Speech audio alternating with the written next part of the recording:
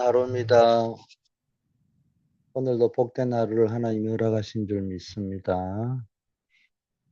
묵도하심으로 새벽 예배를 시작하겠습니다.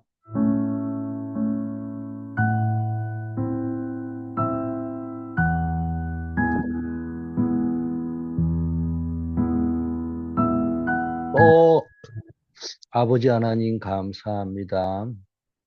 오늘 하루도 언제나 연약하고 부족해 보이지만 현장 살리는 주역으로 쓰임받게 하소서. 예수 그리스도 이름으로 기도드립니다. 아멘. 에스겔서 37장 배경의 4절 말씀 읽어드립니다. 또 내게 이르시되 너는 이 모든 뼈에게 대언하여 이르기를 너희 마른 뼈들아 여호와의 말씀을 들을지어다. 대언자로 부름받은 성도, 이런 제목입니다. 영적 마른 뼈의 현장에 하늘 보좌의 생기를 불어넣는 대언자의 사명을 하나님은 우리에게 주셨어요. 에스겔서 현장이 어디요? 완전히 마른 뼈들, 무덤이잖아요. 무덤. 무덤 골짜기. 그게 에스겔 골짜기입니다. 자, 로마서 10장 13절 14절에도 누구든지 주의 이름을 부르는 자는 구원을 얻으리라. 그런즉 그들이 믿지 아니하는 일을 어찌 부르리요. 그런데 듣지도 못한 일을 어떻게 믿겠느냐. 그럼 전파하는 자가 없이 어찌 듣겠느냐. 이게 로마서 10장 13절 14절에 기록된 말씀입니다. 오늘 우리는 딱 세 가지 단어만 붙잡았어야 됩니다. 우리는 영적으로 마른 뼈와 같은 이 무덤의 골짜기와 같은 해골 골짜기와 같은 현장에 하나님의 말씀을 대언하는 자다. 대언자. 대언자는 뭐 해야 되냐? 하나님의 말씀을 대언하는 것입니다. 그러면 하나님의 생기를 불어넣는 자다. 스스로의 힘으로는 절대 살아날 수 없는 영적 무덤과 같은 현장. 항상 세상을, 세계 보고 말지 세상 보는 눈이 열려야 되는데 영적 무덤의 골짜기. 같은 그 현장. 절대로 사기의 힘으로 살아날 수 없는 영적 무덤, 죽음의 현장. 그 길을 살리는 것은 내 생각이나 세상 지식이 아닙니다. 살아계신 여호와의 말씀과 성령의 생기를 대언해서 하나님의 군대로 치유하고 살려내는 것입니다. 치유하고 살려낸다는 건 내 목이 아니고 말씀을 대언하면은 살아난다는 거예요. 근데 말씀을 대언할 때 치유 쪽으로, 살리는 쪽으로 메시지를, 똑같은 말씀을 내는데 죽이는 쪽으로 가는 경우가 있잖아요. 자,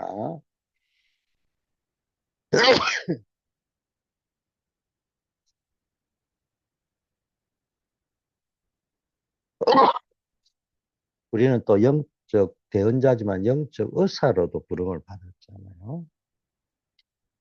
의사가 사람을 죽이려고 수술하는 사람이 누가 있겠어요. 그런데 하다 보니까 환자가 배드 데스라고 하죠. 그 수술대에서 죽어버렸다. 그러면은 의사의 잘못이 아닌 경우도 많을 거예요. 그러나 의사의 입장에서 어떻게 해야 돼요? 이 모든 책임이 내 책임이다 해야지 의술도 발달하고 의사의 자세도 갱신이 되고 그렇게 되지 않겠습니까? 그렇다면 우리가 어떻게 해야 되겠습니까? 내 의도하고 상관없이 자꾸 복음을 말하는데 죽는다. 그러면 뭡니까? 내 잘못이 아니라도 나의 자세를 좀 더 업그레이드 시켜보고 또 다시 한번은 이 환자의 경우의 수를 또 생각해 보면서 어떻게 하면은 살려낼 수 있는 길이 있을까? 그거를 찾아내 볼 때 발전성이 있는 거예요.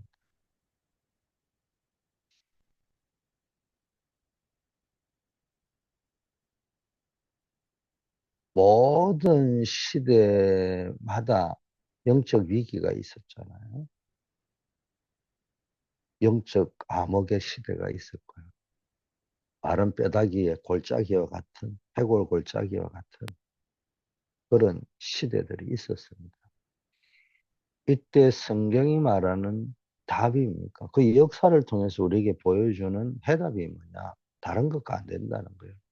모든 시대를 관통할 때 치유하는 것은 하나님이 함께 하시는 임마누엘, 그리고 말씀의 능력이었습니다. 모든 시대, 모든 나라, 모든 사람은 고통 속에 있습니다. 인간의 고통은 환경이나 경제의 문제가 아니라 창세기 3장 하나님을 떠난 본질적인 영적 지향에서 시작된 것입니다.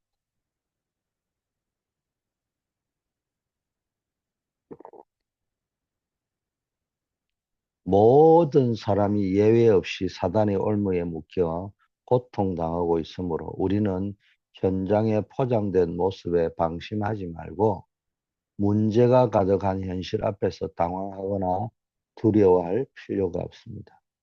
당연히 올 수밖에 없는 영적 저주이기 때문입니다. 하나님은 어, 성경을 우리에게 주셨는데 그 성경 속에 인간이 고통 속에 있는 이유가 뭔지 그리고 그 진정한 답이 뭔지를 말하고 있습니다. 하나님은 이사야에게 하나님을 떠나 하나님과 관계없는 인생이 된 것이 가장 큰 저주라고 말씀하셨어요. 그래서 그리스도를 보내 임마누엘의 축복을 주겠다고 약속하신 겁니다. 그게 이사야 7장 14절 말씀입니다. 성경이 지적하는 인류 최대의 저주는 창조주를 상실하고 관계가 창조주와의 관계가 단절된 영적 고아 상태입니다. 이 해결할 수 없는 영적 저주를 신이 끝내시기 위하여 인간의 몸을 입고 오신 분이 바로 예수 그리스도이십니다. 이 예수 그리스도를 통해서만 하나님이 우리와 함께 하시는 임마누엘의 비밀이 회복됩니다. 이사야 시대 아하스 왕은 영적 무지로 인해 눈앞에 아람과 이스라엘 연합군을 두려워하여 우상을 의지했습니다. 이때 하나님은 인간의 방법이 아닌 처녀가 잉태하여 아들을 낳으니 그 이름을 임마누엘이라 하려는 구원의 절대적인 답을 주셨습니다.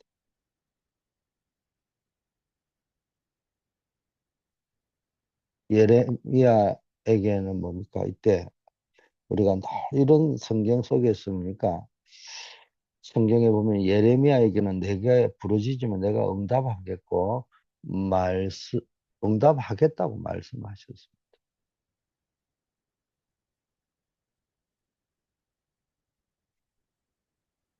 기도는 위기 속에서 보좌의 배경을 누리는 영적 통신망입니다.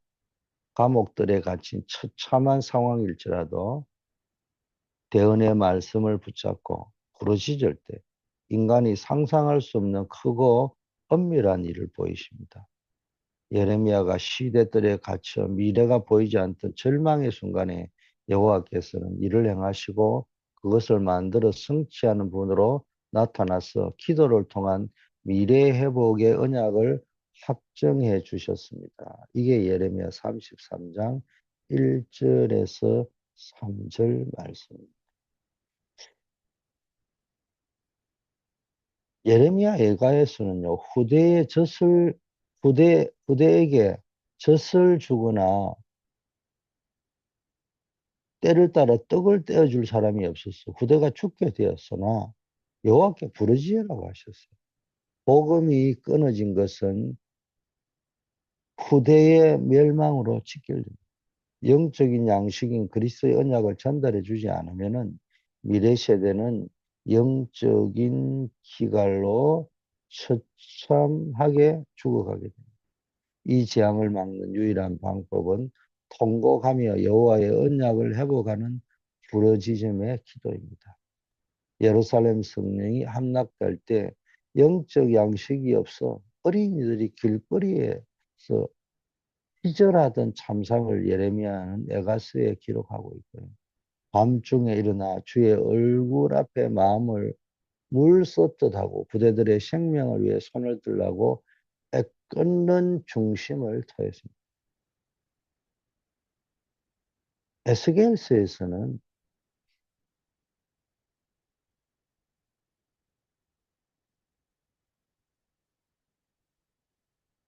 죽어서 마른 뼈가 된 이스라엘 향해 하늘의 군대로 만드는 비밀을 말씀했습니다.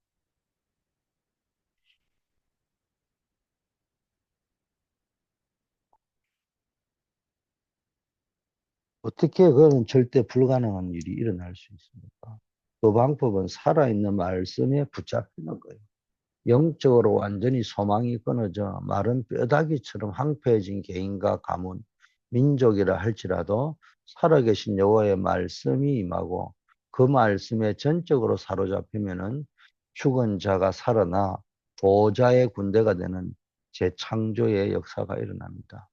포로로 잡혀가 그발 강가에서 절망하던 이스라엘 민족에게 에스겔을 통해서 임한 환상은 인간의 조건이 제로일지라도 절대 불가능하단 말이죠. 하나님의 말씀만 들어가면 민족 전체가 살아날 수 있음을 보여준 절대적인 증거입니다.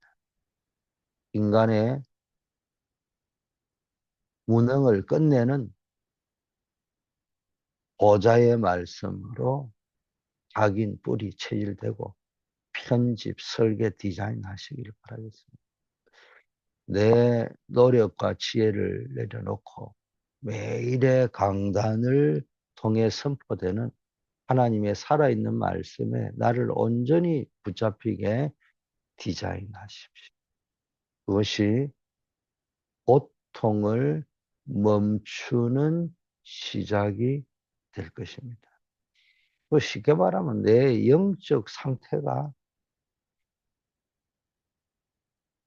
언약의 말씀에 사로잡힌 상태가 됩니다. 여러분에게 이런 축복이 있기를 바라겠습니다. 오늘도 이런 응답의 역사가 있기를 바라겠습니다. 자, 본론입니다. 여호와의 말씀을 대언하는 자의 영적인 비밀과 사명. 오늘 그발강가, 그발강가가 어디예요? 에스겔서 3장 26, 27절입니다. 인자야, 내가 너 혀를 너의 입 천장에 붙게 하여 너가 말 못하는 자가 되어 그들을 꾸짖는 자가 되지 못하게 하려니 그들은 패역한 족속. 그러나 내가 너와 말할 때 내 입을 열리니 너는 그들에게 이르기를 주 여호와의 말씀은 이러하다. 그런 말씀이 있습니다. 이게 에스겔이 그발 강가에서 기도하고 있을 때 관상 중에 여호와의 말씀이 임한 겁니다. 여호와께서 에스겔의 혀를 입 천장에 붙게 하여 입을 닫게 하시고요. 하나님을 대면할 때만 입을 열어주셨어요. 하나님은 이 에스겔에게 말씀을 주시고 말씀을 성취시켰다 이런 말이에요. 여러분 전도자, 중직자는요. 내 생각과 인본주의의 입을 완전히 닫아야 돼요. 오직 하나님을 대면하는 큰 기도의 시간, 그발 강가의 시간을 통해 하나님이 입을 열어주실 때만 복음의 말씀을 선포해야 하며, 그 말씀, 입을 열어줄 때, 말씀 줄 때, 복음을 선포해야 돼요. 이때 하나님은 100% 하나님의 말씀을 성취하십니다. 사도 요한이 밤모승에 유배되어 인간의 소통이 완전히 차단되고 입이 닫혔을 때 하늘의 문이 열리고 주님을 대면하여 요한계시록이라는 시대적인 성취될 말씀을 받았습니다. 하루 중 단 10분이라도 내 육신의 말을 멈추고 강단 말씀을 묵상하며 하나님과 단독으로 대면하는 기도의 망대를 세우십시오. 하나님은 에스겔을 이스라엘의 파수꾼으로 삼으시고 여호와의 말씀을 듣고 이스라엘에게 경고하라고 하셨습니다. 위기에 빠진 자에게 가서 말해야 그가 살 수 있습니다. 그 많은 굶주린 양을 보시고 그들에게 절대 변치 않는 여호와의 말씀을 들으라고 하셨습니다.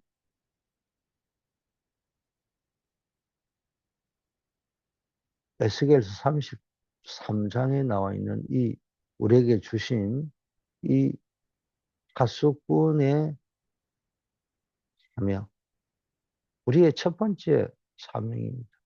파수꾼의 첫 번째 사명이 자기 생각이 아닌 여호와의 입을 말을 정확히 듣는 겁니다. 여호와의 말씀을 듣고 하나님이 우리를 이스라엘 파수꾼으로 삼으시고 말씀을 듣고 이스라엘을 경고하라. 파수꾼의 두 가지 사명이 말씀을 듣고 전달하고 경고하는 거예요. 제일 첫 번째가 여호와의 입의 말씀을 듣는 거예요. 영적으로 굶주리고 재앙에 빠져 죽어가는 현장의 양들을 살리는 유일한 길은 변치 않는 그리스도의 복음을 정확히 말해주는 것뿐입니다. 그런 말을. 또 전하지 않으면 현장의 핏값을 전도자의 손에서 찾으시겠다고 했어요.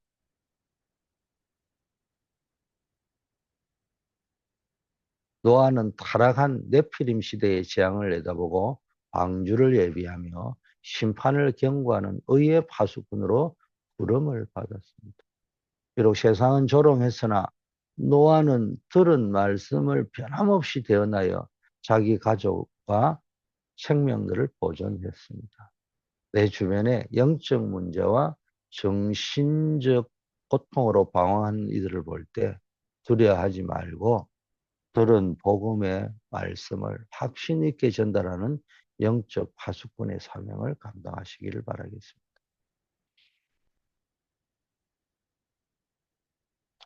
세 번째는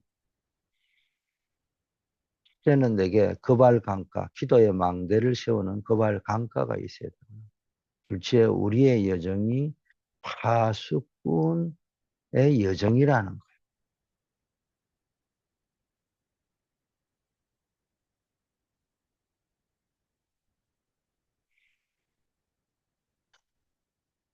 이걸 놓치면 안 됩니다.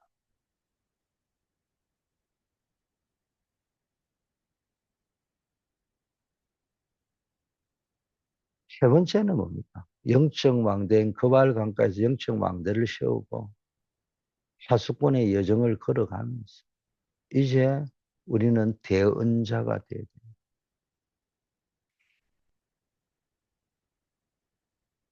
에스겔서 37장 10절 말씀입니다. 이에 내가 그 명령대로 대언하였더니 생기가 그들에게 들어가며 그들이 곧 살아나서 일어나 서는데 극히 큰 군대더라. 죽은 자들에게 말씀을 대언할 때 시대를 바꾸게 됩니다. 하나님께서 에스겔에게 마른 뼈들이 살 수 있는지를 물으시고 뼈들에게 말씀을 대언하고 생기에게 대언하라고 하셨어요.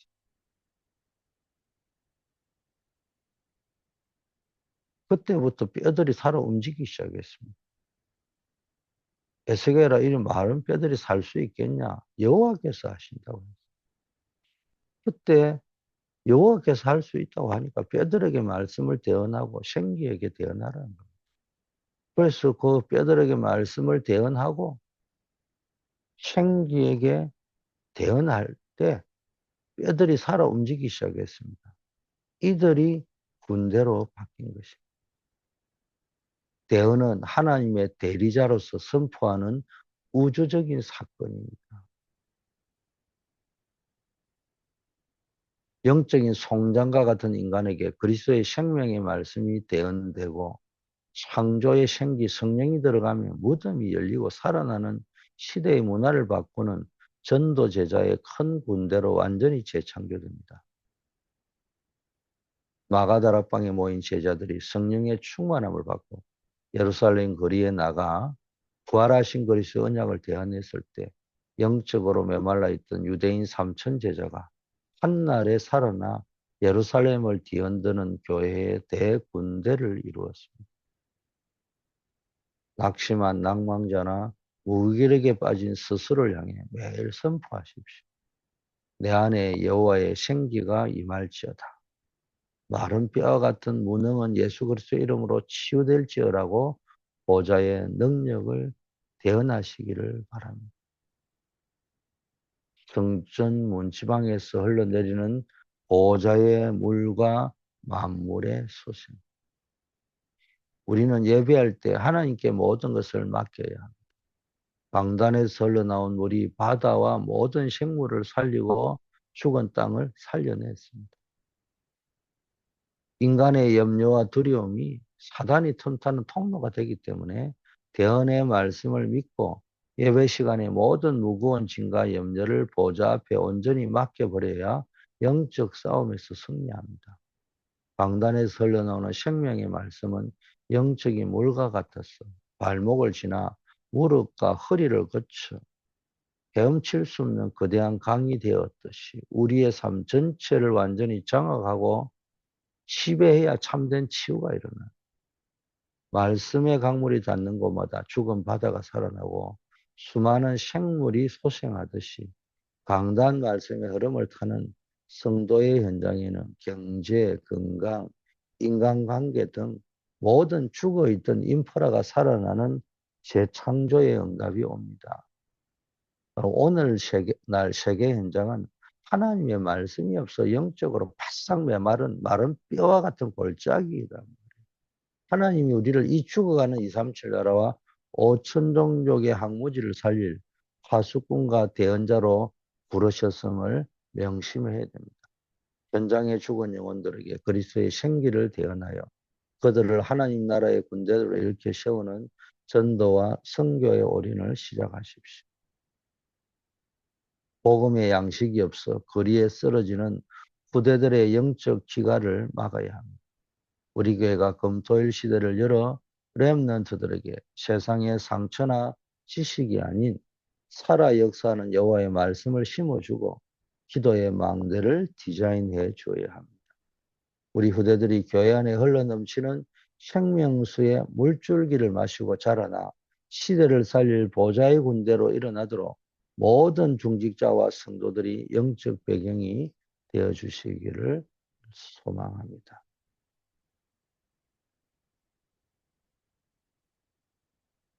아버지 하나님, 내 안에 모든 두려움과 인본주의를 버리고 예배 시간마다 강단에서 흐르는 생명수의 말씀이 온전해 그 말씀에 온전하게 사로잡히게 하옵소서. 내 인생의 에스겔에게 있던 그발 강가에 입을 닫았던 그 비밀처럼 육신의 불평과 내 계산의 입을 닫고 오직 기도로 하나님을 대면하는 영적 망대를 구축하게 하옵소서. 현장 살리는 파수꾼의 사명을 감당해야 되겠사오니 사각지대와 재앙지대에 죽어가는 영혼들을 향해 생명의 복음을 외치는 파수꾼의 삶이 회복되게 하시고 마른 뼈와 같은 가문과 업의 현장에 그리스도의 생기를 대언해서 큰 군대를 일으키는 하나님의 역사를 보게 하옵소서. 아버지 하나님, 오늘의 우리의 삶의 현장에서도 주께서 역사하여 주시옵시고, 한 그 현장마다 말씀을 대언할 수 있는 지속적으로 그 현장에 생명의 빛을 밝힐 수 있는 망대를 세우는 자 되게 하옵소서. 대학 현장에, 군 현장에, 직장과 산업 현장에 생명운동의 망대를 세우게 하시고, 우리가 그 망대를 지키는 파수꾼이 되게 하시고, 또 그 망대를 계속해서 쉬지 않고 지킬 수 있는 일천 제자를 찾는 교역이 되게 하옵소서. 특별히 우리 환우들을 기억하소서. 질병, 암, 불치병, 난치병, 어려움 속에 고통당하는 우리 성도님들을 기억하시고, 이분들에게 주의 말씀의 언약을 붙잡고 기도해서 정말로 하나님의 살아계심을 체험할 수 있는 축복의 기회가 되어질 수 있도록 아버지여 역사하여 주옵소서. 어려움 당하는 분들, 중요한 일을 앞두고 계신 분들을 기억하시고, 그들을 일일이 주님이 권고하시고 인도하여 주옵소서.